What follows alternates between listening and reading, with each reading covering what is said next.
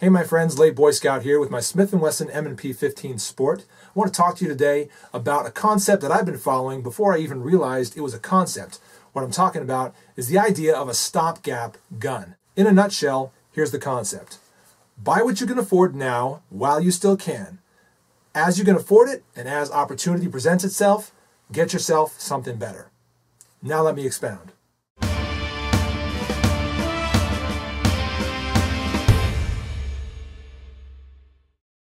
Now, as I said, I've been following this concept before I even realized it was a concept. Some of the first knives that I bought and reviewed here on YouTube were some fairly inexpensive ones. I'm talking about the Kershaw Oh So Sweet, the Buck Bantam, I think it was. Some fairly cheap knives that I got either secondhand or for just very nice prices. Also, in regards to multi-tools, I was buying and using and reviewing some much cheaper multi-tools before I started to upgrade to some of the Leathermans that I really wanted. Now bringing the concept back around to guns, here's my Remington 870 12-gauge shotgun. This was the first gun I ever bought, and yes, it was a stopgap. Now I still own it because it's a shotgun and I like shotguns. But this was the only gun I had for a while. It was my home defense gun. It was the gun that I would use if I ever had to, patrol my neighborhood and defend it from roving gangs, end of the world type scenario. This was the gun that was going to do it all. Also a great recreation kind of gun, shooting clay pigeons out of the sky and blowing stuff up in general. A lot of good recreation you can get with a fun gun like this. But that wasn't the main purpose of it. The main purpose was defense. And this is a stopgap gun that works well for defensive purposes. Eventually, I decided that I had a need for a handgun. That's where the stopgap gun concept continues. See, I couldn't afford something nice like a Glock. Well, I consider a Glock to be fairly nice. Back then, I considered it to be very nice. I couldn't quite afford the $500 or so that a Glock cost. So I got a Bersa 380 instead. That was a little under $300 at the time. Looking back, I really don't like that gun and I don't recommend it. But my point is, I got into a gun that I could afford at the time and then used it as I needed to until I could afford to get something better.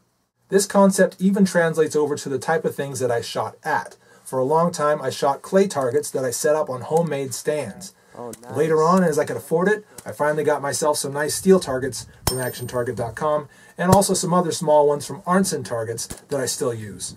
Along the way, whether it be shooting or just about anything else, I've always bought what I could afford at the time and used it until I could afford something better. That applies to cars, applies to a house even. With just about anything I can think of, the idea of using a stopgap to fill the need until you can get what you really want is pretty important. But regarding guns, why should we follow this stopgap concept? Shouldn't you just save up until you can get the one gun that you really, really want? Well, here are some reasons why I think you should apply the stopgap concept instead. One of the most urgent reasons why I think you should follow the stopgap concept, as I say this in late December 2012, is the changing political climate. Things could take a really bad turn for the worse any time now. As you all know, on December 14th, the Sandy Hook massacre took place. A lot of school kids died. It was a really bad day.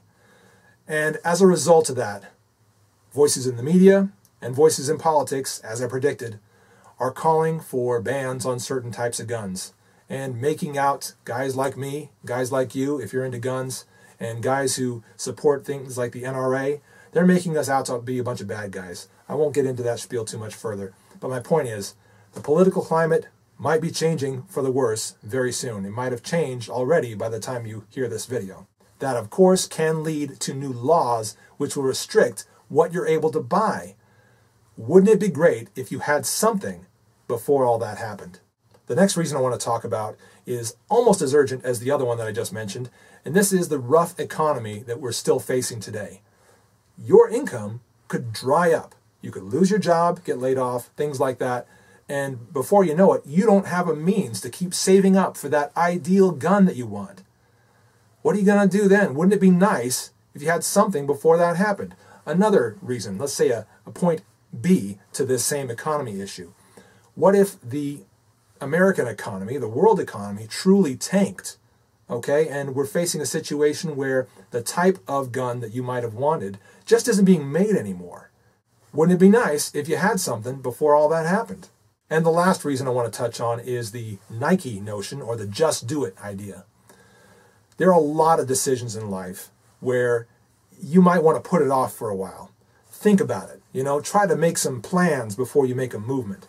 Sure, I mean, that makes a lot of sense. Before you have kids, before you buy a house, before you buy a car, before you make any really big life decisions, you want to think about it and make sure you're doing the right thing or choosing the right thing, right? Taking the right path. But how many times do we postpone that plan, postpone that action for so long because we got to make sure our plans are just right, or the timing is just right, we have just the right amount of money before we have that kid, or just the right size house before we start making a family, and so forth, right? Or just the right kind of job before we get married, or whatever. The list goes on.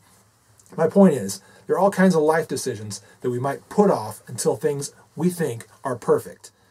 The situation's never going to be perfect. Whether it's for family, for having kids, getting that job, whatever it is. The situation's never going to be perfect. It's always going to be kind of good. The same goes for buying a firearm. Okay, the situation is always going to be kind of good. You're never going to have exactly the right amount of money to buy the exact perfect system that you exactly want. And while you're waiting, by the way, you're missing out on valuable training time, learning how to operate that type of gun, or build some accuracy skills, or whatever it is. Maybe it's a totally different gun than you really want. Maybe it is a Remington 870 that you're going to have to pick up because you can't afford to buy yourself a nice AR. Well, can you still get some good accuracy lessons with a Remington 870? Learn some things about handling a gun that will apply to that AR? Definitely.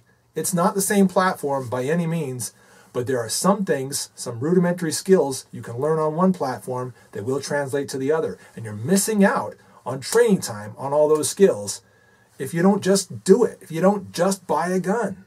Now, this video is primarily targeted at new gun buyers, folks that don't already have some sort of gun in their home. If you, my regular audience, know somebody who does not already own a gun, please share this video with them because they really need to understand why it's important to get into some sort of platform today. Whether it's the changing political climate, the rough economy, or their own indecision, putting off buying a gun for a long time just isn't a good idea in my opinion. Well, thanks everybody for watching. This has been the Late Boy Scout presenting this concept of the stopgap gun. We'll see you guys later.